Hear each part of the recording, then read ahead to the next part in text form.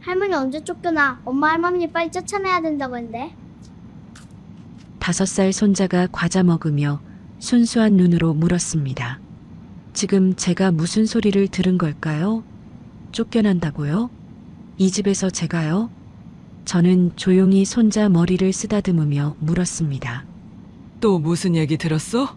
아빠가 그랬어. 늙은 거 골골대다 죽으면 집이 우리 거래. 근데 안 죽으니까 답답하대. 저는 그날 밤 한숨도 못 잤습니다.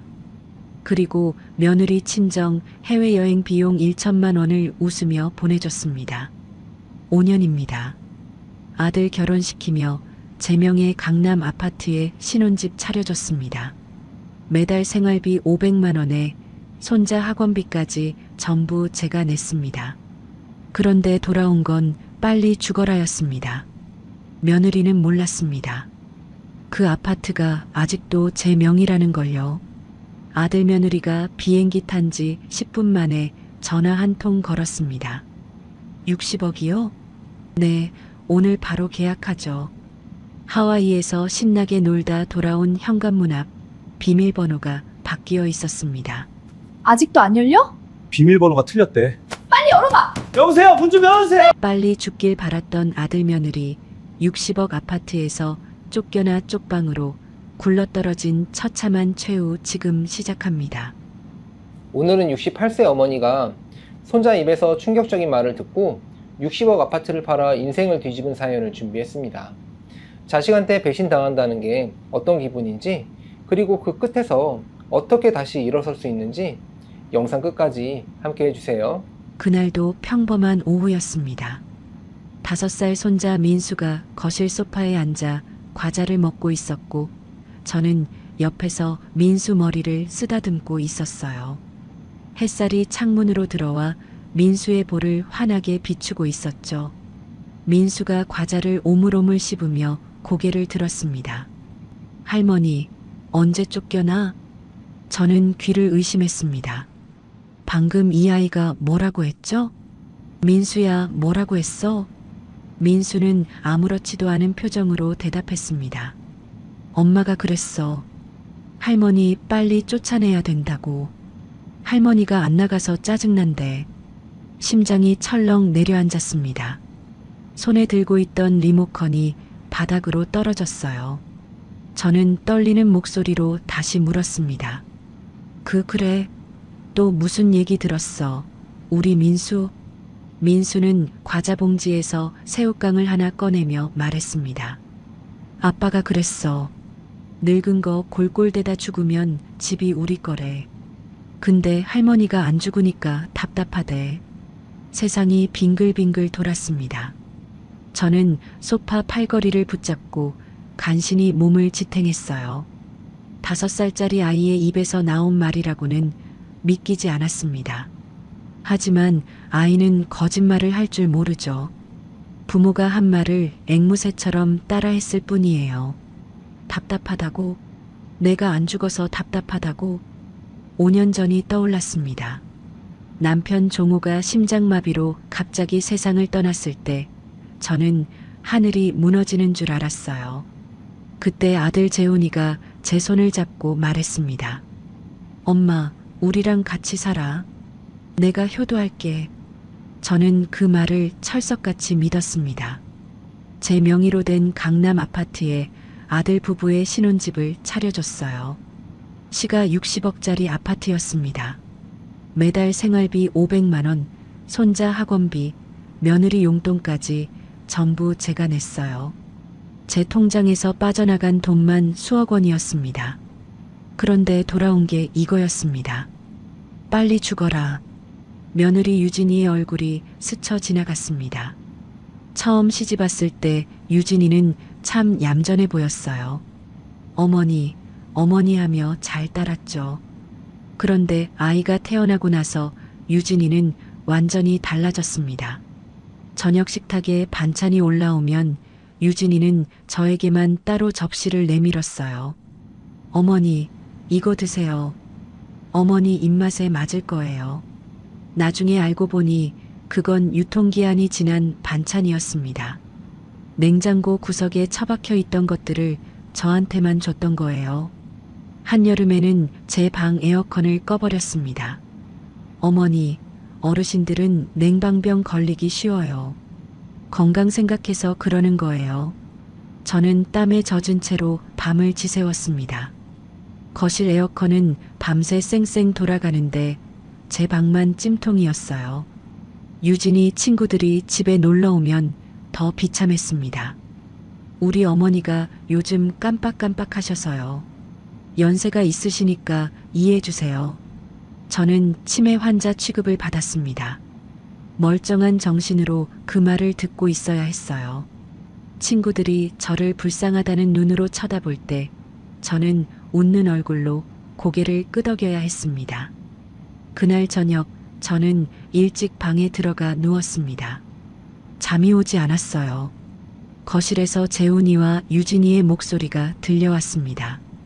여보, 어머니 방 있잖아. 그 방 창고로 쓰면 딱인데. 유진이의 목소리였습니다. 저는 숨을 죽이고 귀를 기울였어요. 요양원 알아볼까? 거기 보내면 우리도 편하고. 재훈이가 대답했습니다. 뭘 그렇게 서둘러. 어차피 집은 우리 거 될 건데. 가슴이 칼로 베이는 것 같았습니다. 제 아들이, 제가 뱃속에서 10달을 품고 낳은 제 아들이 저 말을 하고 있었어요. 그날 밤 저는 한숨도 못 잤습니다. 천장을 바라보며 지난 5년을 떠올렸어요. 남편 제삿날 유진이는 귀찮다며 참석도 안 했습니다. 제 생일에는 케이크 하나 없었어요. 어머니 연세에 케이크가 뭐가 필요해요? 살찌기만 하지라던 유진이의 말이 귓가에 맴돌았습니다. 아들에게 저는 뭐였을까요? 그저 빨리 죽어서 재산을 넘겨줘야 할 노인, 눈엣 가시 같은 존재, 그게 전부였던 겁니다. 다음 날 아침 유진이가 밝은 얼굴로 다가왔습니다. 어머니 있잖아요. 저희 친정 부모님이랑 하와이 여행 가려고요. 효도 여행이에요. 1천만 원만 보태주시면 안 될까요? 저는 속으로 피가 거꾸로 솟았습니다. 하지만 내색하지 않았어요. 오히려 웃는 얼굴을 지었습니다. 그래, 얼마든지. 효도 여행이면 당연히 가야지. 저는 그 자리에서 유진이에게 1천만 원을 이체해줬습니다. 유진이는 신이 나서 어머니 최고예요. 하며 방으로 들어갔어요. 저는 그 뒷모습을 바라보며 생각했습니다. 그래, 실컷 놀다 와라. 돌아왔을 때 네 꼴이 어떻게 되는지 두고 보자. 그날 밤 저는 서랍에서 등기부등본을 꺼냈습니다. 60억짜리 이 아파트, 소유자 이름은 분명히 김순자였어요. 아들 내외는 이 집이 당연히 자기들 거라고 생각했겠지만 법적으로 이 집은 온전히 제 것이었습니다. 서랍 깊숙한 곳에서 오래된 사진 한 장을 꺼냈습니다. 30년 전 집을 나간 첫째 딸 민정이의 사진이었어요. 민정이는 15살 때 아버지와 크게 싸우고 집을 나갔습니다. 남편은 그년 이름 다시 꺼내지 말라며 연락을 막았고 저는 그 말에 따를 수밖에 없었어요. 30년입니다. 30년 동안 딸의 얼굴 한 번 못 봤습니다. 민정아, 너는 지금 어디서 뭘 하고 있니? 사진 속 민정이가 웃고 있었습니다. 저는 그 사진을 가슴에 품고 결심했습니다. 이제 더 이상 참지 않겠다고.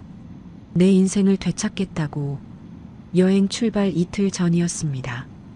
유진이가 거실을 분주하게 꾸미고 있었어요.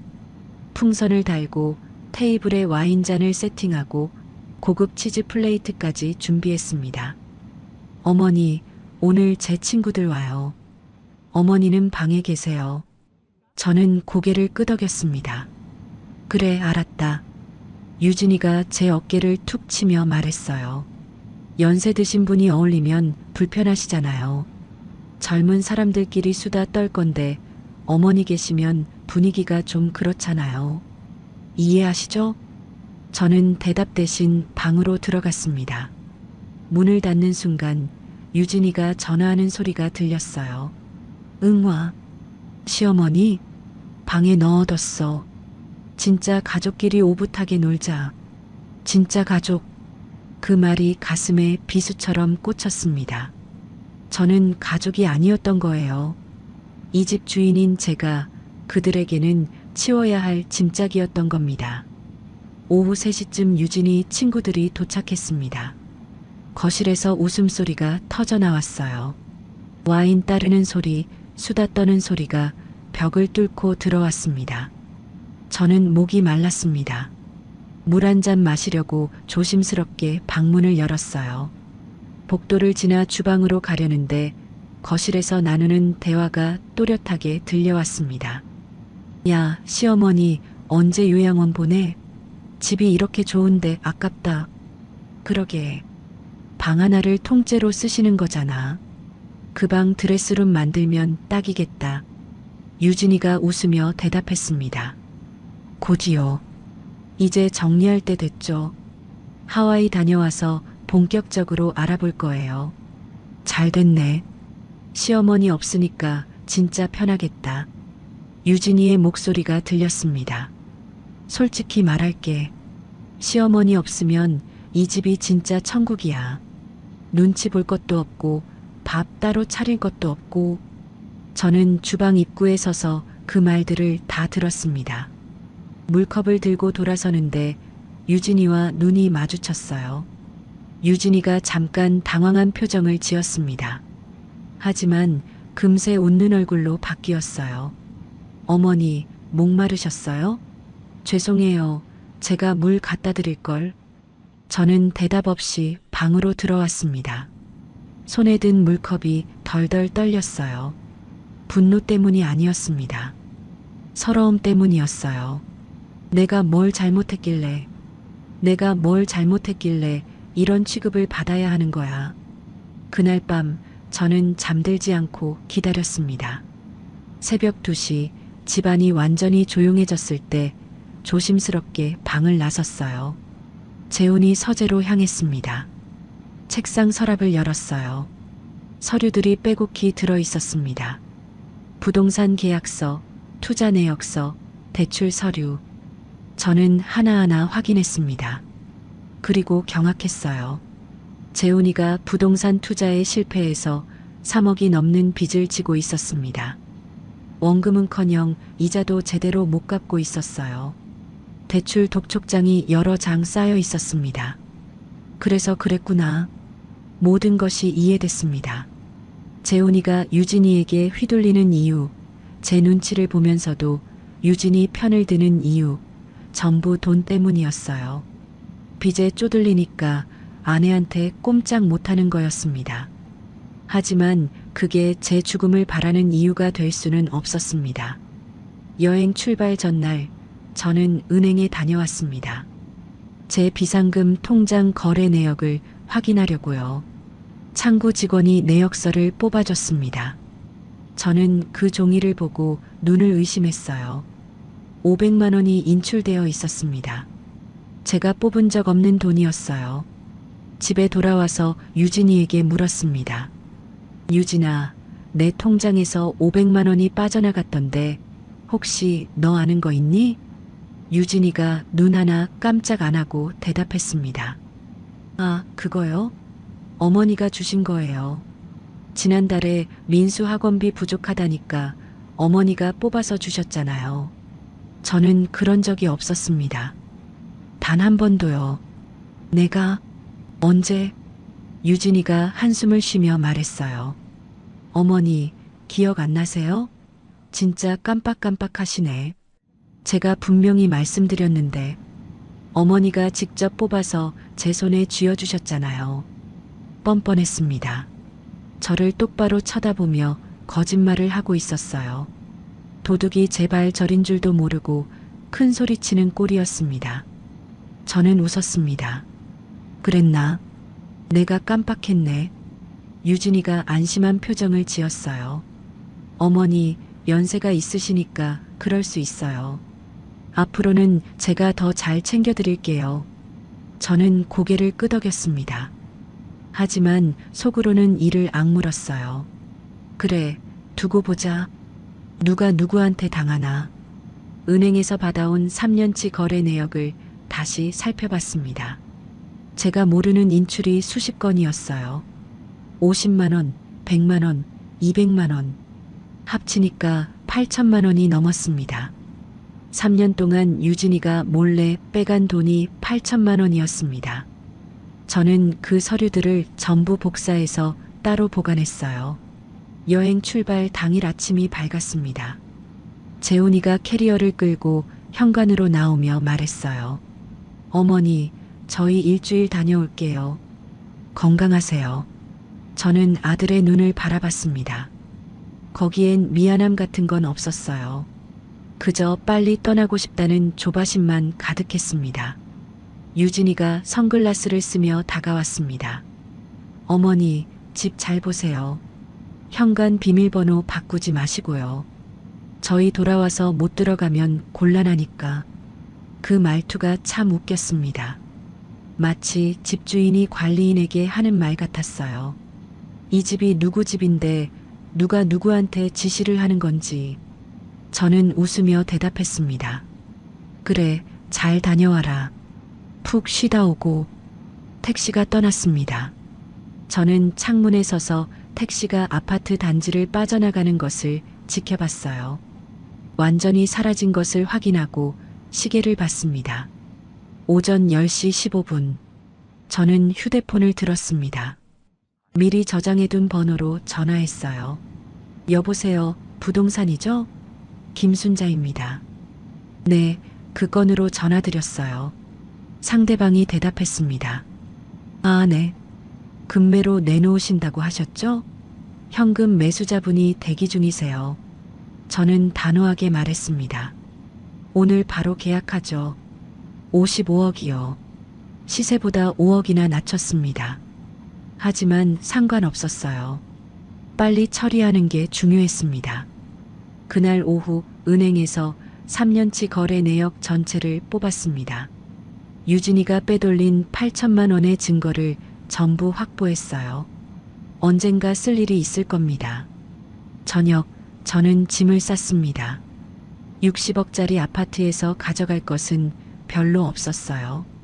30년간 간직해온 딸 민정이의 어린 시절 사진, 남편과 찍은 가족 사진 몇 장, 그리고 통장과 서류들.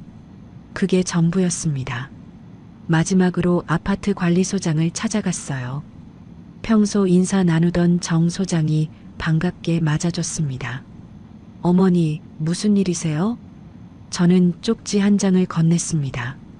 정 소장님, 부탁이 하나 있어요. 혹시 나중에 김민정이라는 사람이 연락 오면 이 번호 좀 알려주세요. 정 소장이 고개를 갸우뚱했어요. 김민정이요? 누구신데요? 내 딸이에요. 30년 전에 헤어진 딸. 저는 그 말만 남기고 돌아섰습니다. 그날 밤 저는 거실 창가에 서서 서울의 야경을 바라봤어요. 반짝이는 불빛들이 참 아름다웠습니다. 이 집에서의 마지막 밤이었습니다. 아파트 매매 잔금일이 밝았습니다. 저는 공인중개사 사무실에서 매수자와 마주 앉았어요.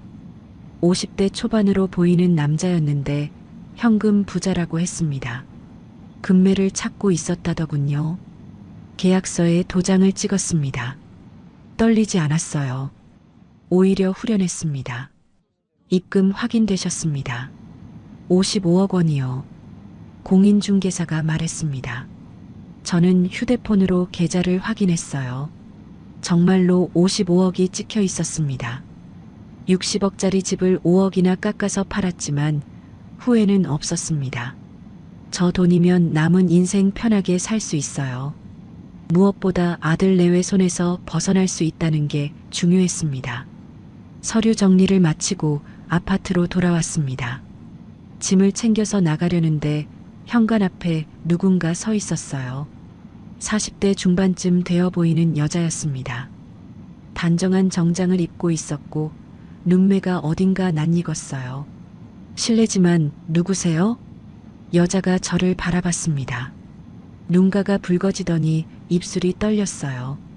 어머니, 심장이 멎는 줄 알았습니다.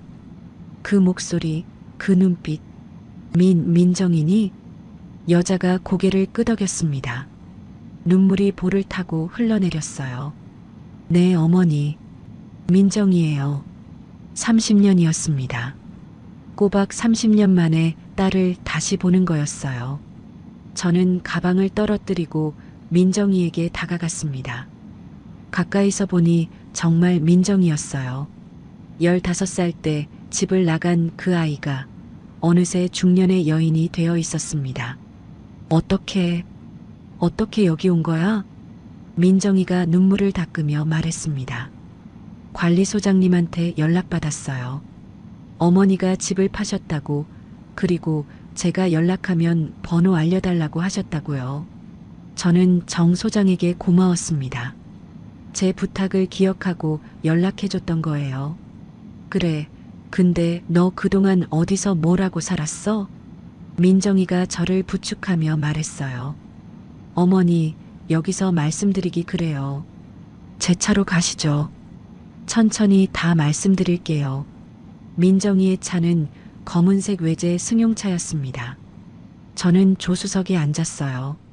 민정이가 운전대를 잡고 말문을 열었습니다. 어머니, 저 사실 그동안 어머니를 지켜보고 있었어요. 뭐라고? 민정이가 고개를 끄덕였습니다.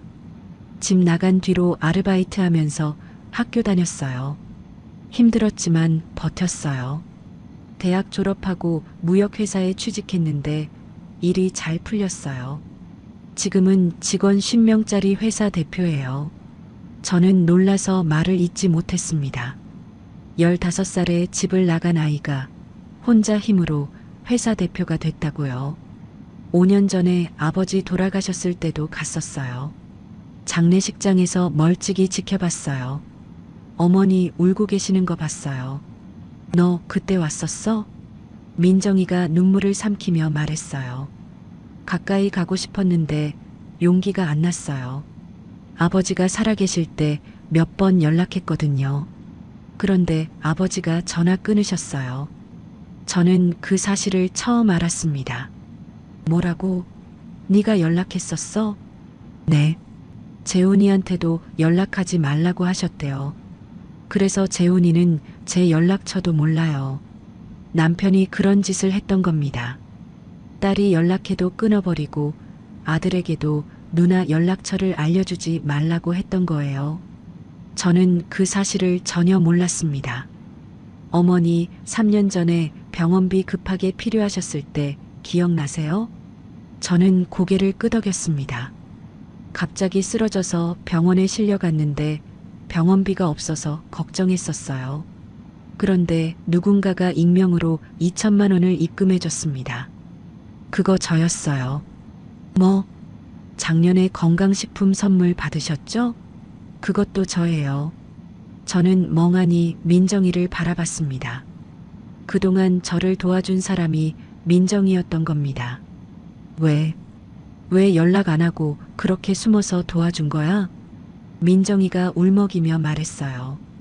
연락할 용기가 없었어요. 30년이나 연락 안 했는데 갑자기 나타나면 어머니가 싫어하실 것 같았어요. 원망하실 것 같았고요. 저도 눈물이 났습니다. 이 바보야. 내가 왜 널 원망해? 30년 동안 내 걱정에 얼마나 가슴을 쳤는지 알아? 민정이가 저를 안았습니다. 30년 만에 딸을 안는 거였어요. 민정이의 어깨가 들썩였습니다. 어머니, 죄송해요. 진작 연락드렸어야 했는데. 저는 민정이의 등을 쓰다듬었어요. 아니야. 네가 살아있고 이렇게 잘 컸으면 된 거야. 그게 다야. 민정이가 눈물을 닦으며 말했습니다. 어머니, 저랑 같이 가요. 제 아파트에 어머니 방 이미 준비해뒀어요. 뭐? 방을 준비해뒀다고? 네. 언젠가 어머니 모시고 살고 싶었어요. 그래서 미리 준비해뒀어요. 차가 한강변 고급 아파트 단지로 들어섰습니다. 민정이는 한강이 보이는 펜트하우스에 살고 있었어요. 집 안으로 들어가니 정말로 제 방이 있었습니다. 햇살이 잘 드는 방에 새 이불과 가구가 놓여 있었어요. 어머니, 여기서 편하게 쉬세요. 이제 제가 모실게요. 저는 그 방에 서서 한참을 울었습니다. 아들한테는 죽기만 기다리는 존재였는데 30년 만에 찾은 딸은 이미 제 방을 준비해두고 있었던 겁니다. 세상에 이런 일이 있을까요? 한편 그 시각 하와이에서는 난리가 나고 있었습니다. 재훈이의 휴대폰이 울렸어요. 아파트 관리사무소였습니다. 여보세요? 정 소장의 목소리가 들렸습니다. 박재훈 씨죠? 알려드릴 게 있어서요. 아파트가 매매됐고 새 집주인분이 곧 입주하신답니다. 이사 일정 알려주셔야 해요. 재훈이가 벌떡 일어났습니다. 뭐라고요? 아파트가 뭐요? 매매됐다고요. 김순자 어르신이 파셨어요. 지금 장난해요? 무슨 소리야 그게. 유진이가 수영장에서 올라오다 말고 물었습니다. 여보, 왜 그래? 누구 전화야? 재훈이가 휴대폰을 들고 소리쳤어요. 엄마가 집을 팔았대. 60억짜리 아파트를. 유진이의 얼굴이 하얗게 질렸습니다. 뭐? 미쳤어? 그게 무슨 소리야? 재훈이가 급하게 휴대폰으로 등기부등본을 열람했습니다. 소유자 이름이 바뀌어 있었어요. 김순자가 아닌 다른 사람 이름이었습니다. 진짜야. 진짜로 팔았어. 유진이가 재훈이에게 달려들었습니다.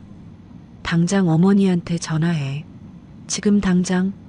재훈이가 순자에게 전화했습니다. 연결이 되지 않았어요. 몇 번을 다시 걸어도 마찬가지였습니다. 안 받아. 엄마가 전화 안 받아. 유진이가 발을 굴렀습니다. 여행 취소야. 지금 당장 돌아가. 뭐하고 있어? 당장 비행기 알아봐. 재훈이가 멍하니 서 있었어요. 유진아, 엄마가 왜 이러셨을까?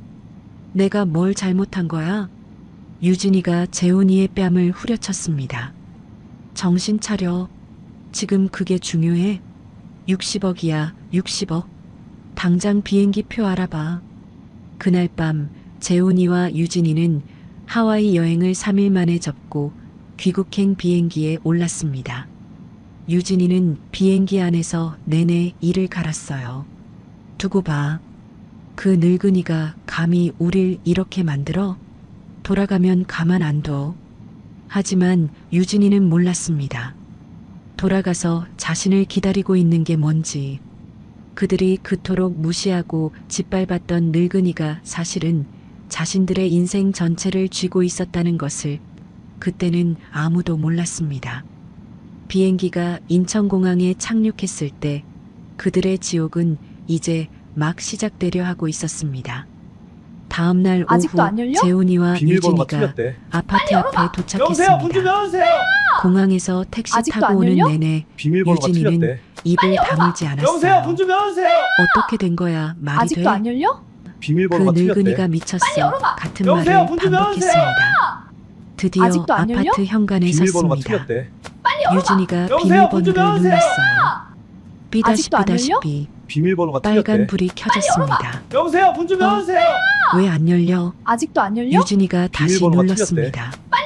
또 여보세요, 빨간 문 좀 불이었어요. 아직도 비밀번호가 안 열려? 바뀌었나? 비밀번호가 틀렸대. 재훈이가 자기도 여보세요, 눌러봤습니다. 문 좀 열어주세요. 마찬가지였어요. 아직도 안 열려? 문은 꿈쩍도 비밀번호가 하지 틀렸대. 않았습니다. 여보세요, 문 유진이가 좀 열어주세요. 초인종을 미친 듯이 눌렀어요. 아직도 안 열려? 여보세요. 비밀번호가 틀렸대. 어머니, 여보세요, 문 문 좀 좀 열어주세요. 열어주세요. 잠시 후 아직도 안 열려? 문이 열렸습니다. 비밀번호가 틀렸대. 그런데 나온 사람은 순자가 아니었어요. 50대 남자였습니다. 누구세요? 유진이가 당황해서 물었습니다. 저희 집인데요. 여기 왜 계세요? 남자가 미간을 찌푸렸어요. 무슨 소리예요? 저 여기 어제 이사 왔는데 여기 제 집이에요. 재훈이가 끼어들었습니다. 아니, 잠깐만요. 여기 우리 어머니 집이에요. 김순자 씨요.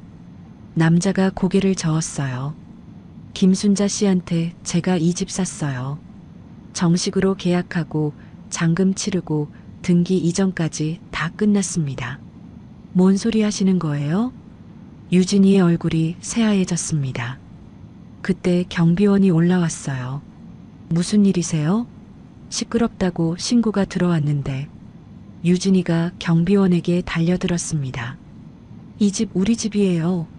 5년 동안 여기서 살았다고요. 경비원이 난처한 표정을 지었어요. 아, 박재훈 씨 부부시구나. 죄송한데요. 새 집주인분이 어제 입주하셨어요. 이전 거주자분들 짐은 지하 창고에 보관 중입니다. 뭐요? 짐을 왜 창고에 넣어요? 경비원이 한숨을 쉬며 말했습니다. 김순자 어르신이 부탁하셨어요. 며칠 안에 가져가지 않으면 폐기해도 된다고요. 폐기. 그 말이 유진이의 가슴에 비수처럼 꽂혔습니다. 복도로 이웃 주민들이 하나둘 나왔어요. 수군대는 소리가 들렸습니다. 저 사람들 아니야? 윗집 살던. 집에서 쫓겨났나 봐. 쯧쯧. 시어머니 집이었는데 팔렸대. 그러게 시어머니한테 잘할 것이지. 유진이가 이를 악물었습니다. 뭘 봐요? 볼 거 없으니까 들어가요. 재훈이가 유진이 팔을 잡았어요. 유진아, 그만해. 사람들 다 보잖아. 유진이가 재훈이를 뿌리쳤습니다. 당장 경찰에 신고해. 이건 사기야. 재훈이가 풀이 죽은 목소리로 말했어요. 사기가 아니야. 엄마 명의 집이었어. 엄마가 판 거라고. 그래도 우리한테 한마디도 없이 팔면 어떡해. 이게 말이 돼? 유진이가 휴대폰을 꺼내 친정 엄마에게 전화했습니다. 엄마, 나야. 큰일 났어. 시어머니가 집을 팔아버렸어. 우리 지금 갈 데가 없어. 며칠만 친정에 있으면 안 돼? 전화기 너머로 유진이 엄마 목소리가 들렸어요. 뭐? 집을 팔았다고? 야, 그래서 어쩌라고? 우리도 지금 사정이 안 좋아. 아버지 사업 망한 거 알잖아. 우리 집도 대출이자 내느라 죽겠는데 니들까지 어떻게 감당해. 엄마, 니들 문제는 니들이 알아서 해. 우리도 힘들어 죽겠어. 툭. 전화가 끊어졌습니다. 유진이가 멍하니 휴대폰을 바라봤어요. 친정에서도 버림받은 겁니다. 재훈이가 캐리어를 끌며 말했습니다. 일단 어디 가서 머리 좀 식히자. 갈 때 찾아야지. 그들은 아파트 단지를 빠져나왔습니다. 뒤에서 이웃 주민들의 수군거림이 계속 들렸어요. 저렇게 쫓겨나네. 쯧쯧. 시어머니한테 얼마나 못했으면. 유진이가 뒤도 돌아보지 않고 걸었습니다. 얼굴이 불타는 것 같았어요. 수치심과 분노가 뒤섞여서 미칠 것 같았습니다. 역 근처 저렴한 모텔을 찾았습니다. 1박에 5만 원짜리였어요. 좁은 방에 곰팡내가 났습니다. 유진이가 침대에 털썩 앉으며 말했어요. 이게 뭐야? 어제까지 60억짜리 아파트에서 살았는데 지금 이 꼴이 뭐야? 재훈이가 창밖을 바라보며 중얼거렸습니다. 내가 뭘 그렇게 잘못한 걸까? 엄마가 왜 이러시는 걸까? 유진이가 벌떡 일어났어요. 잘못은 무슨 잘못이야? 그 늙은이가 미친 거지. 60억을 왜 팔아? 죽으면 어차피 우리 거 될 건데. 그 말을 내뱉는 순간 유진이는 자신이 무슨 말을 했는지도 몰랐습니다. 하지만 재훈이는 알았어요. 바로 저 생각이 엄마를 떠나게 만든 거라는 걸. 한편 그 시각 저는 민정이의 아파트에서 따뜻한 저녁을 먹고 있었습니다. 민정이가 직접 된장찌개를 끓여줬어요. 오랜만에 먹어보는 집밥이었습니다. 유진이는 저한테 따뜻한 국 한 그릇 끓여준 적이 없었거든요. 어머니, 맛있게 드세요. 그래, 잘 먹을게. 한 숟갈 뜨는데 눈물이 났습니다. 왜인지 모르겠어요. 그냥 눈물이 났습니다. 민정이가 놀라서 물었어요. 어머니, 왜 그러세요? 안 맞아요? 아니야. 맛있어서 그래. 30년 만에 네가 해준 밥 먹으니까 눈물이 나네. 민정이도 울먹였습니다. 어머니, 앞으로 제가 매일 해드릴게요. 이제 제가 곁에 있을 거예요. 식사 후 민정이가 두꺼운 앨범 하나를 꺼내왔어요. 어머니, 이거 보여드리고 싶었어요. 앨범을 펼쳤습니다. 저는 눈을 의심했어요. 첫 장에는 5년 전 남편 장례식 사진이 있었습니다. 상복 입은 제가 울고 있는 모습이었어요. 멀리서 몰래 찍은 게 분명했습니다. 다음 장에는 제가 시장에서 장을 보는 모습이 있었어요. 그 다음 장에는 손자 민수를 유모차에 태우고 공원을 산책하는 제 모습이 있었습니다. 이게 다 뭐야? 민정이가 말했어요. 30년 동안 모은 거예요. 어머니 사진. 앨범을 넘길수록 제 사진이 계속 나왔습니다. 병원 가는 모습, 마트에서 장 보는 모습, 아파트 화단에서 꽃 보는 모습. 너 이 많은 걸 언제 다? 일부러 시간 내서 갔어요. 어머니 얼굴이 보고 싶을 때마다. 가까이 가진 못해도 멀리서라도 보고 싶었어요. 저는 앨범을 덮고 민정이를 안았습니다. 바보야. 이 바보야. 왜 진작 나타나지 않았어? 죄송해요, 어머니. 용기가 없었어요. 아니다. 내 잘못 아니야. 그때 아버지 말리지 못한 내 잘못이야. 민정이가 고개를 저었어요. 어머니 잘못 아니에요. 아버지가 워낙 고집이 세셨잖아요. 어머니도 힘드셨을 거예요. 저는 민정이 손을 꼭 잡았습니다. 그래도 미안하다. 엄마가 더 힘내서 널 찾았어야 했는데. 민정이가 눈물을 닦으며 말했어요. 어머니, 아파트 판 돈 제가 관리해 드릴게요. 어머니 노후 자금으로 쓰시고 필요하면 언제든 쓰세요. 그래, 고맙다. 그리고 어머니, 제주도에 작은 집 하나 알아봤어요. 바다 보이고 공기 좋은 데예요. 거기서 저랑 같이 사시면 어떨까요? 제주도, 바다가 보이는 집, 꿈에서나 그리던 노후였습니다. 그래, 좋지. 너랑 같이 살 수 있으면 어디든 좋아. 민정이가 환하게 웃었어요. 다음 주에 같이 내려가서 집 보러 가요. 어머니 마음에 드는 집으로 골라요.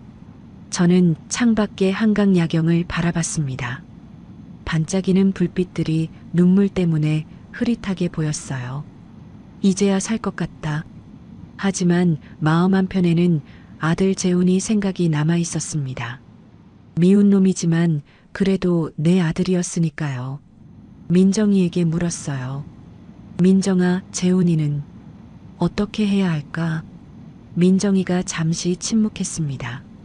어머니, 지금은 어머니 먼저 생각하세요. 재훈이 일은 나중에 생각해도 돼요. 저는 고개를 끄덕였습니다. 민정이 말이 맞았어요. 지금은 제 인생을 먼저 챙길 때였습니다. 그날 밤 저는 민정이가 준비해준 방에서 잠을 잤어요. 새 이불에서 좋은 냄새가 났습니다. 5년 만에 처음으로 편안하게 잠들었습니다. 보름 후 저는 제주도에 있었습니다. 민정이와 함께 내려와서 바다가 보이는 작은 집을 계약했어요. 마당이 있고 텃밭을 가꿀 수 있는 집이었습니다. 처음 그 집을 봤을 때 저는 한참을 말없이 서 있었어요. 파란 바다가 눈앞에 펼쳐져 있었습니다. 파도 소리가 찰랑찰랑 들려왔어요. 바람에 감귤나무 잎이 흔들렸습니다. 어머니, 마음에 드세요? 민정이가 물었어요. 저는 고개를 끄덕였습니다. 꿈만 같다. 이런 데서 살 수 있다니. 계약서에 도장을 찍었습니다. 제 이름으로 된 집이었어요. 누구 눈치 볼 필요 없는 온전히 제 집이었습니다. 이사하고 첫날 저는 마당에 나가 흙을 만져봤어요. 부드럽고 촉촉한 흙이었습니다. 여기에 상추도 심고 고추도 심고 토마토도 심어야겠다고 생각했어요. 민정이는 서울에서 회사를 운영하느라 바빴지만 격주로 제주도에 내려왔습니다. 어머니, 저 왔어요. 민정이가 현관문을 열고 들어올 때마다 저는 가슴이 뛰었어요. 30년을 떨어져 살았는데 이제 이렇게 만날 수 있다니 꿈인지 생시인지 모를 정도였습니다. 민정이가 내려오는 주말에는 함께 시장에 갔어요. 싱싱한 해산물을 사서 집에서 요리해 먹었습니다. 어머니, 이 갈치 진짜 맛있다. 그치? 제주도 갈치는 다르더라. 둘이 마주 앉아 밥을 먹으며 웃었습니다. 이런 게 행복이구나 싶었어요. 서울에서 5년 동안 저는 밥을 먹을 때마다 눈치를 봤습니다. 유진이 표정을 살피고 재훈이 반응을 살폈어요. 제 집에서 제가 밥 먹는데 왜 눈치를 봐야 했는지 지금 생각하면 한심하기 짝이 없었습니다. 어느 날 혼자 올레길을 걸었어요. 바다를 따라 난 길이었습니다. 파도가 바위에 부딪히는 소리가 시원하게 들렸어요. 걸으면서 인생을 돌아봤습니다. 남편과 처음 만났을 때가 떠올랐어요. 23, 꽃다운 나이였죠. 선 보고 석 달 만에 결혼했습니다. 남편은 무뚝뚝했지만 나쁜 사람은 아니었어요. 아이들이 어렸을 때도 생각났습니다. 민정이가 학교에서 상 받아왔을 때, 재훈이가 처음 엄마하고 불렀을 때, 그때는 참 행복했어요. 언제부터 이렇게 꼬여버린 걸까요? 민정이가 집을 나간 뒤로 남편은 더 무뚝뚝해졌습니다. 저한테 화풀이를 했어요. 당신이 딸을 그렇게 키워서 그렇다며 원망했습니다. 재훈이는 그런 아버지 밑에서 자랐어요. 아버지 눈치 보느라 누나 이름도 못 꺼냈죠. 그러다 보니 점점 비겁한 사람이 됐나 봅니다. 한숨이 나왔어요. 하지만 곧 고개를 들었습니다. 지나간 건 지나간 거야. 이제 내 인생을 살자. 바다를 바라보며 깊이 숨을 들이쉬었습니다. 이제야 내 인생을 사는 것 같다. 입 밖으로 내뱉으니까 더 실감이 났어요. 그렇게 평화로운 날들이 한 달쯤 이어졌습니다. 그러던 어느 날 저는 은행에 갈 일이 있었어요. 통장 정리를 하려고요. 창구 직원이 제 신분증을 확인하더니 얼굴이 이상해졌습니다. 김순자 고객님, 잠시만요. 확인할 게 있어서요. 네, 뭔데요? 직원이 컴퓨터를 몇 번 클릭하더니 서류 한 장을 출력해서 내밀었어요. 고객님 명의로 대출이 있으신데 3개월째 연체 중이세요. 연체 통보서가 반송됐더라고요. 저는 눈을 의심했습니다. 대출이요? 저 대출 받은 적 없는데요. 1억 원이요. 2년 전에 실행됐네요. 1억 원. 2년 전. 저는 그런 대출을 받은 기억이 전혀 없었습니다. 이거 뭔가 잘못된 것 같아요. 저 진짜 대출 안 받았어요. 직원이 고개를 끄덕였어요. 그러시면 서류 확인 좀 해보셔야겠네요. 본점에 조회 요청 넣어드릴게요. 집에 돌아와서 민정이에게 전화했습니다. 민정아, 나 은행에서 이상한 소리 들었어. 내 명의로 1억 대출이 있대. 민정이가 놀라서 물었어요.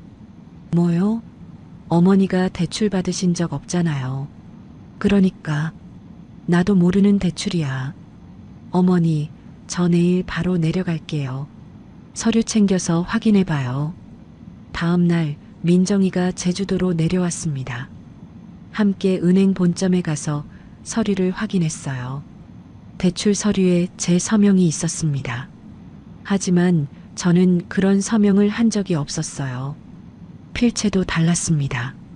민정이가 서류를 찬찬히 살펴봤어요. 어머니, 이거 어머니 필체 아니죠? 당연하지.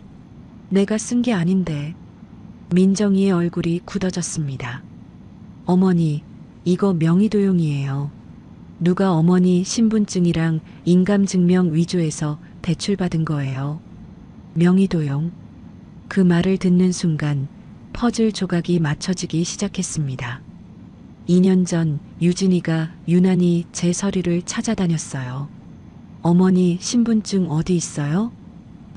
인감 증명 하나만 떼어주시면 안 돼요? 그때는 무슨 용도인지 안 물어봤습니다. 며느리니까 믿었어요. 그래서 그때 내 신분증 어디 있냐고 자꾸 물어봤구나. 인감 증명 떼달라고 했을 때 이상하다 싶었어. 민정이가 이를 악물었어요. 유진이 짓이 분명해요. 어머니, 이건 사문서 위조예요. 범죄라고요. 은행에서 추가 조사를 진행했습니다. 결과가 나왔어요. 대출금 1억 원은 최유진 명의 계좌로 이체됐고 그 돈은 유진이 친정 빚을 갚는 데 쓰였다고 했습니다. 유진이가 제 명의를 도용해서 빌린 돈으로 자기 친정을 살린 거예요. 저는 분노로 온몸이 떨렸습니다. 그년이 내 이름으로 빚을 내서 제 친정 갖다 바쳤다고? 민정이가 제 손을 잡았어요. 어머니, 이건 고소하셔야 해요. 명의도용, 사문서 위조, 사기까지 명백한 범죄예요. 저는 망설였습니다. 고소하면 유진이는 전과자가 돼요. 그러면 손자 민수는 어떻게 되는 건지 민수가 걱정돼서 민정이가 단호하게 말했습니다. 어머니, 민수 걱정은 나중에 해요. 지금 어머니가 안 하시면 저 여자는 또 이런 짓 해요. 다른 사람한테도요. 끊어야 해요. 저는 긴 한숨을 내쉬었습니다. 민정이 말이 맞았어요. 유진이는 한 번이 아니었습니다. 통장에서 몰래 빼간 8천만 원, 그리고 이번 1억. 저를 호구로 본 거예요. 알았다. 고소하자. 민정이가 변호사를 수소문했고 저는 서류에 서명했습니다. 한편 그 시각 서울에서 재훈이와 유진이는 바닥을 치고 있었습니다. 모텔비도 감당이 안 되어서 쪽방으로 옮겼어요. 월세 30만 원짜리 곰팡내 나는 방이었습니다. 60억 아파트에서 쪽방까지 불과 한 달 만에 추락이었어요. 재훈이의 투자 실패 채권자들이 쪽방까지 찾아왔습니다. 박재훈 씨, 3억 언제 갚을 거야? 도망 다니면 끝까지 쫓아갈 줄 알아. 재훈이가 고개를 숙였어요. 조금만 시간을 주세요. 구해볼게요. 시간? 벌써 6개월째 그 소리야. 다음 주까지 못 갚으면 법적 조치 들어간다. 채권자가 나간 뒤 유진이가 재훈이에게 소리쳤습니다. 당신 엄마 때문에 이 꼴이 된 거야. 어떻게든 찾아가서 돈 받아내야지. 재훈이가 힘없이 대답했어요. 내가 무슨 면목으로 엄마를 찾아가. 다 내 잘못이야. 잘못은 무슨 잘못. 그 늙은이가 집을 팔아버린 게 잘못이지. 유진이가 벽을 쳤습니다. 손이 욱신거렸지만 상관없었어요. 분노로 미칠 것 같았습니다. 그때 현관벨이 울렸습니다. 유진이가 문을 열었어요. 등기우편이었습니다. 보낸 곳은 검찰청이었어요. 뭐야 이게. 봉투를 뜯었습니다. 출석 요구서였어요. 피의자 최유진, 혐의 사문서 위조, 사기, 명의도용. 0월 0일까지 검찰청에 출석하시기 바랍니다. 유진이의 얼굴이 하얗게 질렸습니다. 손이 덜덜 떨렸어요. 이게 뭐야? 재훈이가 다가와서 서류를 받습니다. 유진아, 이게 무슨 소리야? 사문서 위조? 명의도용? 유진이가 재훈이에게 돌아섰어요. 눈에 핏발이 섰습니다. 이거 네 엄마가 고소한 거야. 그 늙은이가 나를 고소했다고. 재훈이가 멍하니 유진이를 바라봤습니다. 뭘 고소해? 네가 뭘 했는데? 유진이가 입술을 깨물었어요. 더 이상 숨길 수 없었습니다. 네 엄마 명의로 대출받았어. 1억. 뭐? 우리 친정이 빚 때문에 망하게 생겼었어. 어쩔 수 없었다고. 재훈이가 한 발 물러섰어요. 믿기지 않는 표정이었습니다. 미쳤어? 엄마 명의를 도용해?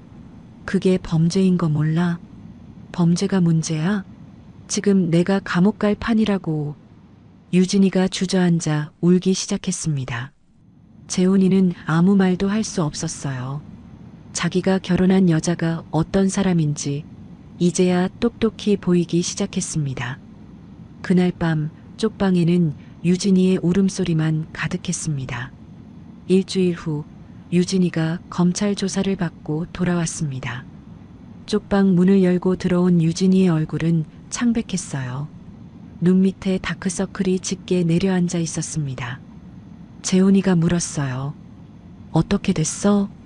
유진이가 침대에 털썩 앉으며 대답했습니다. 사문서 위조, 사기, 명의도용. 3개 다 혐의 인정됐어. 검사가 그러더라. 합의 안 되면 실형 나올 수도 있대. 실형이라고? 1억이야, 1억. 금액이 커서 그렇대. 유진이가 두 손으로 얼굴을 감쌌어요. 한참을 그러고 있다가 갑자기 고개를 들었습니다. 재훈 씨, 이혼해줘. 재훈이가 멍하니 유진이를 바라봤어요. 뭐? 이혼하자고.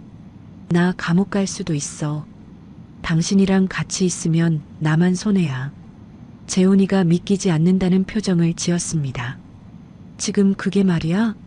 우리 결혼한 지 6년이야. 민수도 있고. 유진이가 비웃듯이 웃었어요. 6년?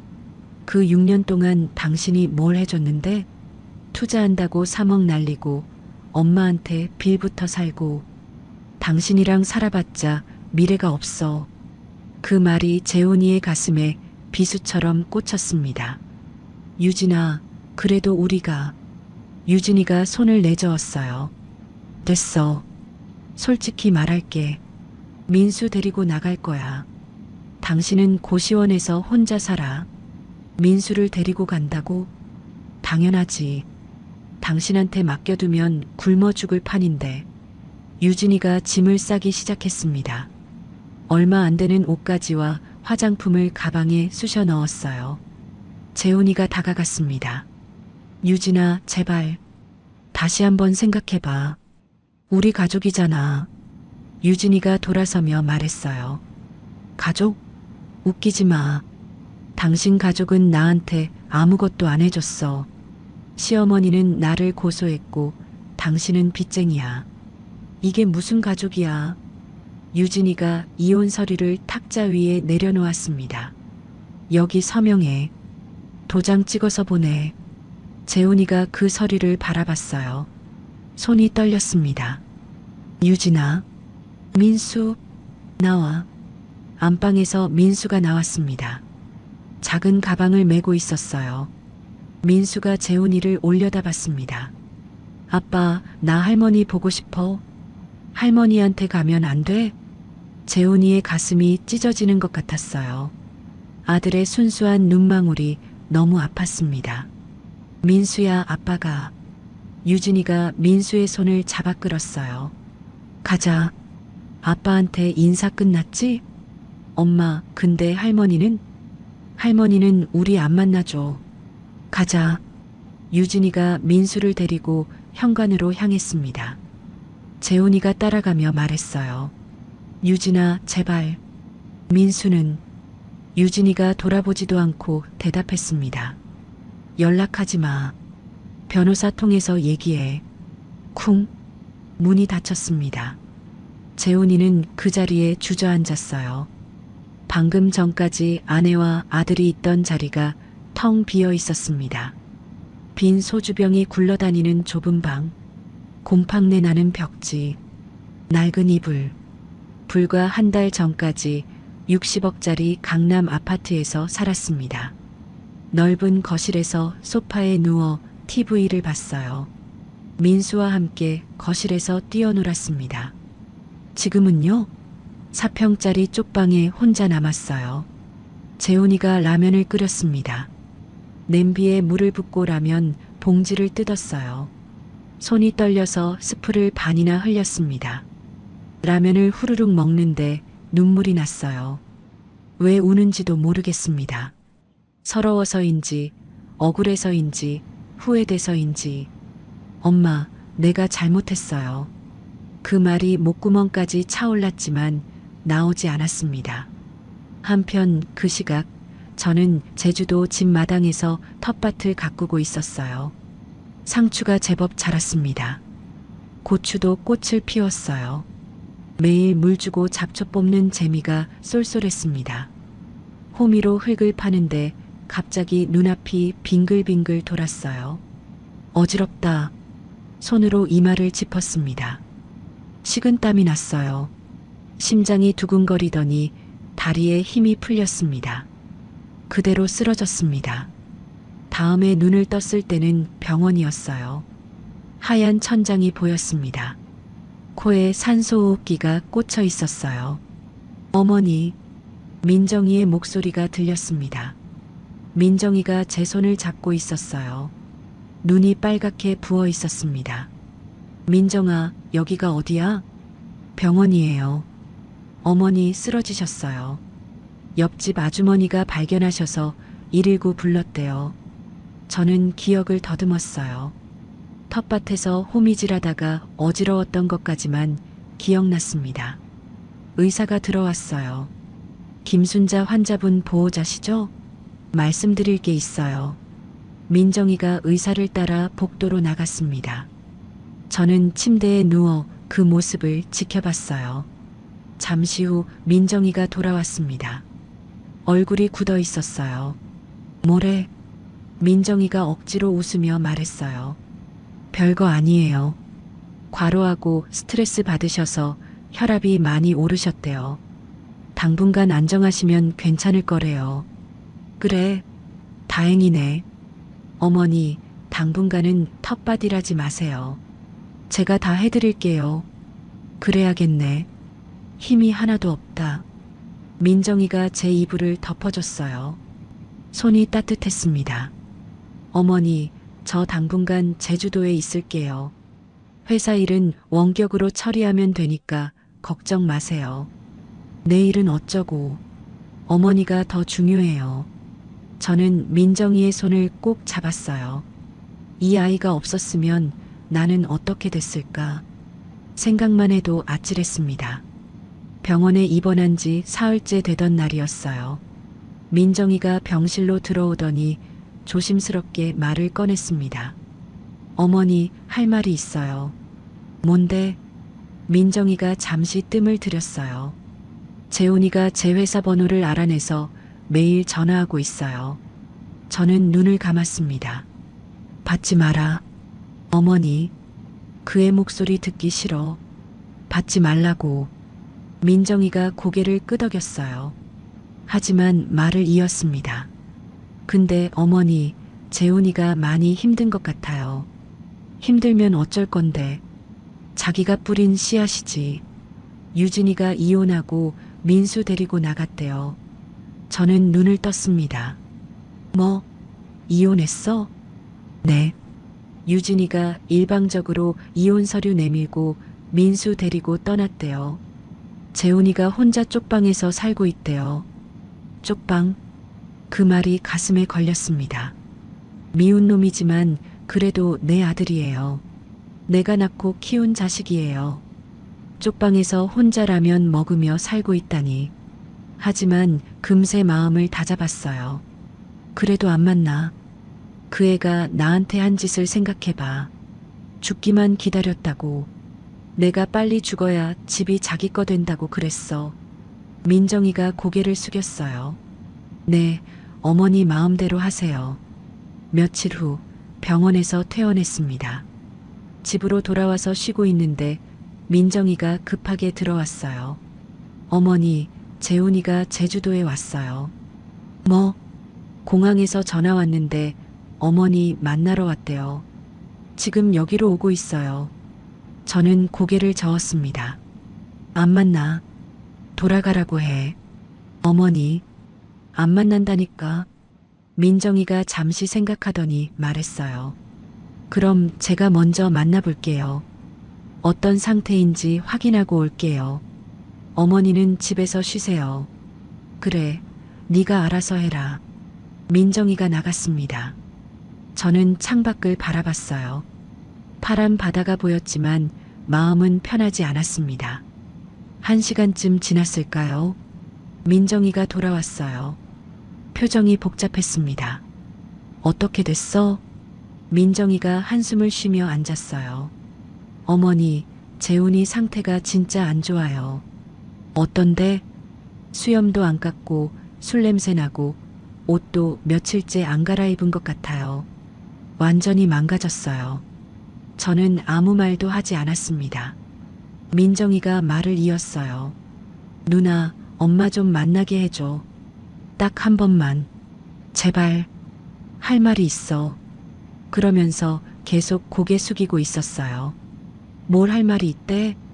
그건 안 말하더라고요. 어머니한테 직접 하고 싶대요. 저는 창밖을 바라봤어요. 바다 위로 갈매기가 날고 있었습니다. 5년 전이 떠올랐어요. 남편이 죽고 막막할 때 재훈이가 제 손을 잡고 말했습니다. 엄마, 우리랑 같이 살아. 내가 효도할게. 그 말을 믿었습니다. 철석같이 믿었어요. 60억짜리 집에 들여보내주고 매달 500만 원씩 생활비 주고 손자 학원비에 며느리 용돈까지 다 대줬습니다. 돌아온 건 뭐였죠? 빨리 죽어라.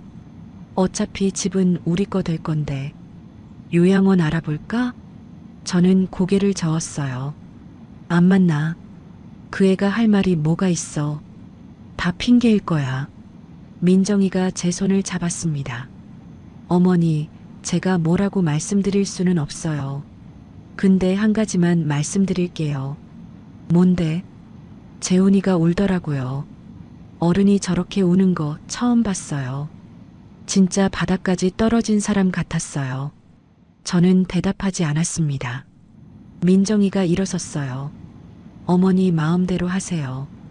저는 어머니가 어떤 결정을 하든 지지할게요. 민정이가 나간 뒤 저는 오래도록 창밖을 바라봤습니다. 미운 놈, 죽어도 싫은 놈. 하지만 그래도 내 아들. 마음 한쪽이 자꾸 흔들렸습니다. 다음 날 아침 민정이가 낡은 상자 하나를 들고 왔습니다. 어머니, 이거 재훈이가 어머니한테 드리래요. 뭔데? 모르겠어요. 열어보지 않았어요. 저는 상자를 받았습니다. 먼지가 쌓인 낡은 과자 상자였어요. 뚜껑을 열었습니다. 안에 편지 봉투가 가득 들어 있었어요. 저는 숨이 멎는 것 같았습니다. 이건 제가 재훈이한테 보낸 편지들이었어요. 재훈이가 군대 있을 때, 그리고 잠깐 일본으로 어학연수 갔을 때 보낸 것들이었습니다. 이게 왜 여기 있어? 손이 떨렸습니다. 봉투를 하나 꺼냈어요. 제가 쓴 글씨였습니다. 재훈아, 군대 생활 힘들지? 엄마가 맛있는 거 많이 부쳤으니까 전우들이랑 나눠 먹어. 건강하고 사랑한다. 엄마가. 그 아래에 연필로 뭔가 적혀 있었어요. 재훈이 글씨였습니다. 2002년 훈련소에서 받음. 울었음. 다른 봉투를 꺼냈습니다. 재훈아, 일본 추운데 감기 조심해. 엄마가 보낸 패딩 꼭 입고 다녀. 밥 굶지 말고. 사랑해. 그 아래에도 연필 글씨가 있었어요. 2008년 도쿄에서 받음. 향수병 걸려서 한참 울었음. 편지마다 재훈이의 메모가 적혀 있었습니다. 2019년 엄마 생신 못 챙겨서 미안해. 2021년 엄마 아플 때 병원 같이 못 가서 미안해. 엄마 사랑해. 근데 말을 못 하겠어. 저는 편지를 들고 한참을 울었습니다. 이 편지들이 왜 여기 있는 거죠? 분명히 버렸을 텐데. 민정이가 말했어요. 재훈이가 그러더라고요. 결혼하고 나서 유진이가 이런 옛날 것들 다 버리라고 했대요. 집에 짐만 된다고. 그래서 버리는 척하고 몰래 보관했대요. 유진이 몰래 회사 캐비닛에 숨겨뒀다고. 저는 편지들을 내려다봤습니다. 20년 넘은 편지들이 구겨지지 않게 잘 보관되어 있었어요. 유진이가 그랬대요. 시어머니한테 잘하면 나한테 못하는 거야. 선택해. 그래서 재훈이가 어머니 앞에서 일부러 냉정하게 굴었대요. 뭐? 빚 때문에 유진이한테 약점 잡혀서 끌려다녔대요. 유진이 말 안 들으면 이혼한다고 협박했다고. 저는 멍하니 앉아 있었습니다. 재훈이가 저한테 냉정하게 군 게 일부러였다고요? 유진이한테 협박당해서? 그래도 그게 핑계가 되냐? 엄마한테 그런 말을 하고. 맞아요. 핑계 안 돼요. 재훈이도 그렇게 말했어요.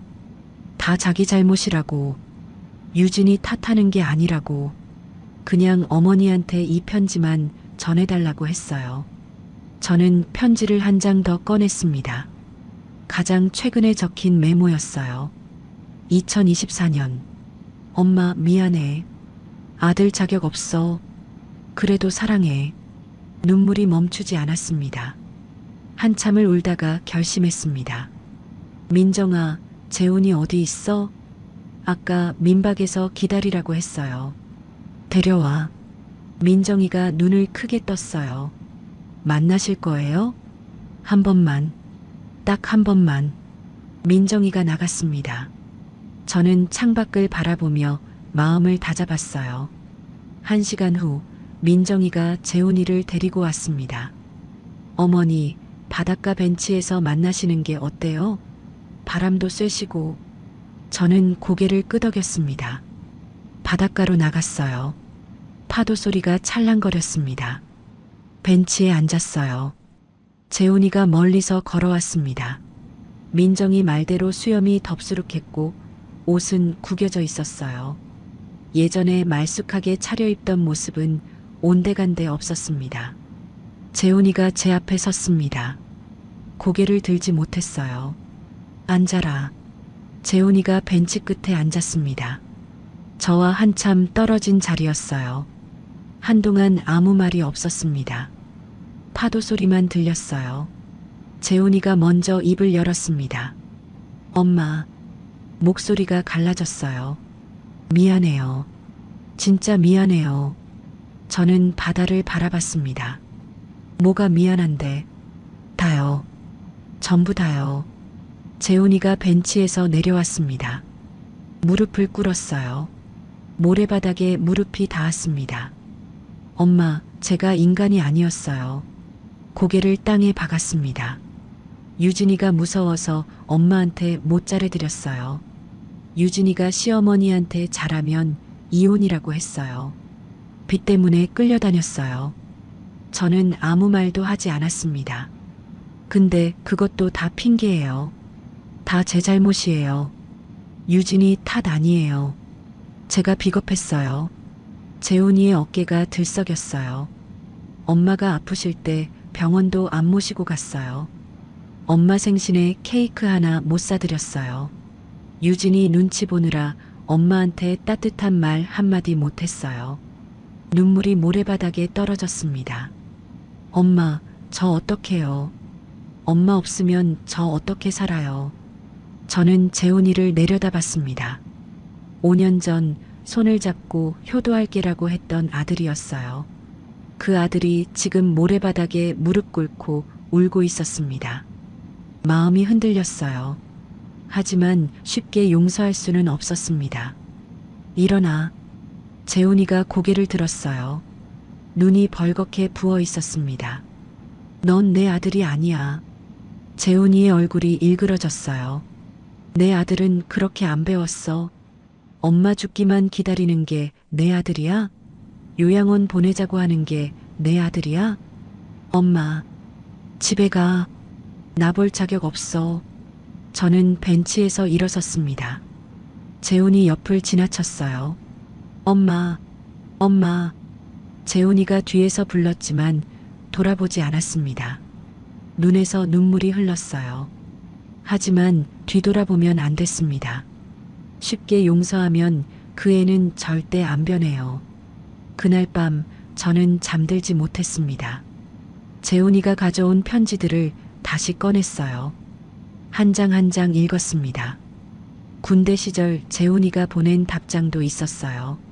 엄마, 저녁하면 맛있는 거 사드릴게요. 삼겹살에 소주 어때요? 제가 돈 벌어서 사드릴게요. 어린 아들의 글씨체를 보는데 가슴이 저몄습니다. 이 아이가 언제부터 이렇게 변한 걸까요? 언제부터 엄마 죽기만 기다리는 사람이 됐을까요? 유진이 때문이었을까요? 빚 때문이었을까요? 아니면 제가 뭔가 잘못한 걸까요? 민정이가 방문을 노크했어요. 어머니, 안 주무세요? 응, 잠이 안 와. 민정이가 들어와 제 옆에 앉았습니다. 편지 보고 계셨구나. 응. 저는 민정이에게 물었어요. 민정아, 저 애한테 기회를 줘야 할까? 민정이가 잠시 생각하다가 대답했습니다. 어머니 마음대로 하세요. 다만 한 가지만 말씀드릴게요. 뭔데? 말로만 뉘우치는 건지 진짜 변한 건지는 지켜봐야 알 수 있어요. 사람은 행동으로 증명하는 거니까요. 저는 고개를 끄덕였습니다. 그 말이 맞았어요. 울고불고 사과한다고 끝이 아니에요. 진짜 변했는지는 행동으로 보여줘야 해요. 다음 날 아침 저는 재훈이를 다시 불렀습니다. 재훈이가 눈이 퉁퉁 부은 채로 왔어요. 밤새 온 것 같았습니다. 저는 단도직입적으로 말했어요. 조건이 있어. 재훈이가 고개를 들었습니다. 1년이야. 네. 1년 동안 제주도에서 농사일 도우면서 살아라. 엄마 돈 한 푼 안 줄 거다. 내 손으로 벌어먹어라. 재훈이가 눈을 크게 떴어요. 농사요? 왜 못하겠어? 아니요. 할게요. 뭐든 할게요. 쉽지 않아. 새벽부터 일어나서 밥 메고 땡볕에서 일해야 해. 네가 살던 강남 아파트랑 달라. 에어컨도 없어. 해요. 다 할게요. 저는 재훈이를 똑바로 바라봤습니다. 1년 버티면 그때 다시 이야기하자. 중간에 도망가면 그걸로 끝이야. 다시는 엄마 앞에 나타나지 마. 재훈이가 무릎을 꿇었어요. 엄마 감사합니다. 진짜 감사해요. 꼭 증명할게요. 고맙긴 뭐가 고마워. 아직 아무것도 안 했잖아. 저는 돌아서며 말했습니다. 오늘부터 시작이야. 밭에 잡초 뽑아야 하니까 장갑 끼고 따라와. 재훈이가 벌떡 일어났어요. 네. 저는 마당으로 나갔습니다. 햇살이 따뜻했어요. 1년. 그 시간이 지나면 이 아이가 진짜 변할 수 있을까요? 모르겠어요. 하지만 마지막 기회를 주고 싶었습니다. 엄마니까요. 1년이 지났습니다. 제주도의 여름은 뜨거웠어요. 햇살이 쨍쨍 내리쬐는 밭에서 재훈이가 감자를 캐고 있었습니다. 얼굴이 구릿빛으로 그을려 있었어요. 1년 전 창백하고 수염 덥수룩하던 모습은 온데간데 없었습니다. 어깨가 넓어지고 팔뚝에 힘줄이 생겼어요. 저는 물병을 들고 밭으로 나갔습니다. 재훈아, 물 마셔. 쉬엄쉬엄 해라, 더운데. 재훈이가 호미를 내려놓고 물을 받았어요. 고마워요, 엄마. 꿀꺽꿀꺽 물을 마시는 아들을 바라봤습니다. 1년 전과는 완전히 다른 사람이었어요. 처음 몇 달은 힘들었습니다. 새벽 5시에 일어나 밭에 나가는 것도, 하루 종일 땡볕에서 일하는 것도 재훈이에게는 낯선 경험이었어요. 허리가 끊어질 것 같다고 했고 손에 물집이 잡혔다고 했습니다. 그래도 도망가지 않았어요. 엄마, 무거운 거 들지 마. 내가 할게. 어느 날부터 재훈이가 먼저 나서기 시작했습니다. 엄마, 밥 먹어. 내가 국 데워놨어. 밥도 챙겨주고 빨래도 해주고 청소도 했어요. 5년 동안 단 한 번도 안 하던 일들을 스스로 하기 시작했습니다. 노동의 가치를 알게 된 거예요. 돈이 어떻게 버는 건지, 밥 한 끼가 얼마나 소중한 건지 1년 동안 몸으로 배운 겁니다. 민정이가 주말에 내려왔습니다. 마당에 돗자리를 깔고 셋이 저녁을 먹었어요. 제가 키운 상추로 쌈을 싸 먹었습니다. 어머니, 이 상추 진짜 맛있어요. 그치? 내가 직접 키운 거야. 재훈이가 쌈을 한가득 싸서 제 앞에 내밀었어요. 엄마, 이것도 먹어. 내가 싸드릴게. 저는 아들이 싸준 쌈을 받았습니다. 입에 넣으니 달았어요. 문득 눈물이 났습니다. 왜 그래요, 엄마? 아니야. 그냥 말이 나오지 않았어요. 민정이가 제 손을 잡았습니다. 어머니, 왜 그러세요? 30년 만에 두 자식이랑 밥 먹으니까 이게 꿈인가 싶어서. 민정이도 눈시울이 붉어졌어요. 재훈이는 고개를 숙였습니다. 엄마, 미안해요. 진작 이랬어야 했는데. 됐다. 지난 일 얘기 그만하자. 저는 눈물을 닦고 웃었어요. 오늘은 기분 좋은 날이야. 우리 가족끼리 밥 먹는 날인데 울면 안 되지. 셋이 마주보며 웃었습니다. 파도 소리가 멀리서 들려왔어요. 다음 날 아침 저는 재훈이를 불렀습니다. 재훈아, 나랑 같이 나가자. 어디요? 가보면 알아. 차를 타고 읍내로 갔어요. 작은 주택가 앞에 차를 세웠습니다. 여기가 어디예요? 저는 주머니에서 열쇠를 꺼냈습니다. 네가 1년 버텼으니까 약속 지킨다. 읍내에 작은 집 하나 알아봐뒀어. 거기서 내 인생 새로 시작해라. 재훈이가 눈을 크게 떴어요. 엄마, 이게 방 2개의 마당도 있어. 크진 않지만 너 혼자 살기엔 충분해. 재훈이의 눈에 눈물이 고였습니다. 엄마, 이번이 진짜 마지막 기회야. 2번 다시 실망시키면 그때는 정말 끝이다. 재훈이가 그 자리에서 큰 절을 올렸습니다. 엄마, 진짜 감사합니다. 이번엔 사람답게 살게요. 2번 다시 실망 안 시켜드릴게요. 저는 아들의 어깨를 두드렸어요. 그래, 잘해라. 그 무렵 유진이 소식이 들려왔습니다. 명의도용 혐의로 집행유예 2년을 선고받았대요. 친정에서도 쫓겨나고 갈 곳이 없어서 고시원을 전전했다고 합니다. 결국 민수 양육권도 포기했어요. 생활고에 시달리다가 내가 키울 형편이 안 된다며 재훈이에게 양육권을 넘겼답니다. 재훈이가 민수를 데리러 서울에 다녀왔어요. 할머니, 민수가 뛰어와서 제 품에 안겼습니다. 6살이 된 아이는 많이 컸어요. 우리 민수 많이 컸네. 할머니, 보고 싶었어. 저는 민수를 꼭 안았습니다. 1년 전 이 아이 입에서 나온 말이 모든 것의 시작이었어요. 할머니, 언제 쫓겨나? 그때는 그 말이 비수처럼 아팠는데 지금은 그저 감사할 뿐이에요. 그 말이 아니었으면 저는 아직도 그 집에서 죽기만 기다리며 살고 있었을 테니까요. 어느 맑은 날 민수가 제게 물었습니다. 할머니, 이제 안 쫓겨나는 거지? 응? 아빠가 그랬어. 할머니는 우리 가족 중에 제일 소중한 사람이래.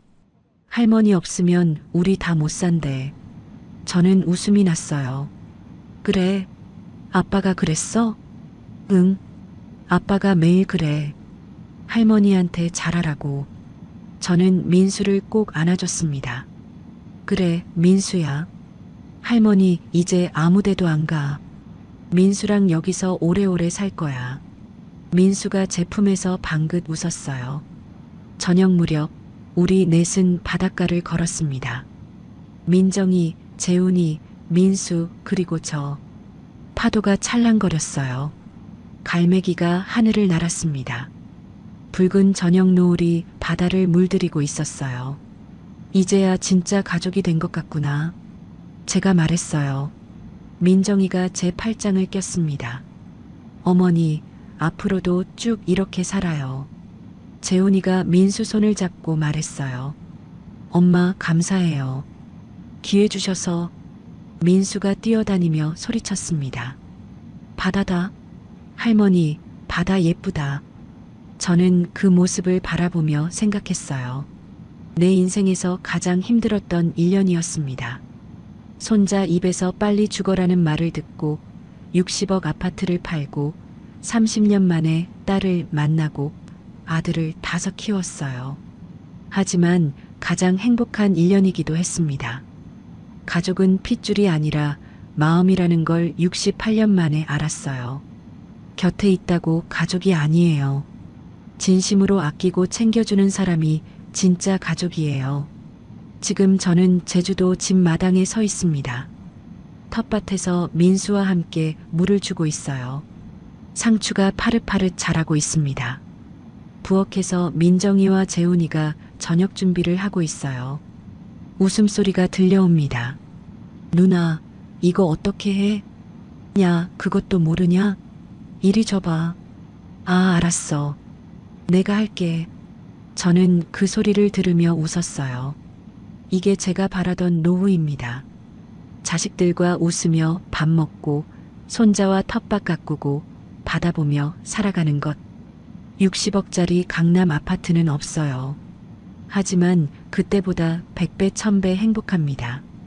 복수는 누군가를 파괴하는 게 아니에요.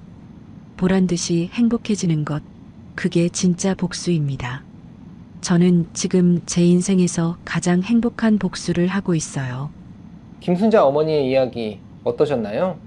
차가운 겨울을 견딘 나무가 봄에 가장 푸르게 피어나듯 순자 씨도 가장 힘든 시간 끝에서 진짜 행복을 찾았습니다. 시작하기 전에 미리 말씀드려야 할 게 있었는데요. 60억 아파트를 금매로 팔고 30년 만에 딸을 만나고 아들이 1년 만에 사람이 됐다니 드라마도 아니고 세상에 이런 일이? 라고 생각하실 수도 있겠지만요. 실제로 부모 재산 노리는 자녀 문제는 해마다 늘고 있어요. 가정법원 상속 분쟁 소송이 10년 새 3배나 증가했고 노인학대 신고 중 40% 이상이 자녀에 의한 것이라는 통계도 있습니다. 그리고 명의도용 범죄도 가족 사이에서 가장 많이 발생한다고 해요. 다만 오늘 사연은 실제 경험담을 바탕으로 각색한 것이라는 점 양해 부탁드려요. 전달 과정에서 일부 과장이나 극적 요소가 더해졌을 수 있습니다. 하지만 이 이야기가 주는 교훈은 분명해요. 첫째, 재산은 끝까지 본인 명의로 지키세요. 살아계실 때 다 넘기시면 안 됩니다. 순자 씨도 아파트가 본인 명의였기에 스스로 결정할 수 있었어요. 둘째, 참는 게 능사가 아닙니다. 가족이라는 이름 뒤에 숨어서 당신을 괴롭히는 사람이 있다면 거리를 두셔도 됩니다. 셋째, 진짜 가족은 핏줄이 아니라 마음입니다. 곁에 있어도 가족이 아닌 사람이 있고 멀리 있어도 진심으로 걱정해주는 사람이 진짜 가족이에요. 넷째, 인생은 몇 살에도 다시 시작할 수 있습니다. 순자 씨는 68세에 제주도로 내려가 새 삶을 시작했어요. 늦은 때란 없습니다. 혹시 지금 자식 문제로 마음고생하시는 분들 계시다면 순자 씨처럼 용기 내보세요. 당신의 인생은 당신 것입니다. 누구한테도 함부로 대접받으실 필요 없어요. 겨울이 아무리 길어도 봄은 반드시 옵니다. 여러분께도 따뜻한 봄날이 찾아오길 진심으로 바랍니다. 구독과 좋아요, 알림 설정을 눌러주시면 여러분께도 김순자 씨처럼 진정한 행복이 찾아올 거예요. 댓글로 시청하고 계신 지역과 의견을 남겨주세요. 순자네 사연 다음에도 재미있는 사연으로 또 찾아뵙겠습니다. 항상 건강하시고 행복하세요. 감사합니다.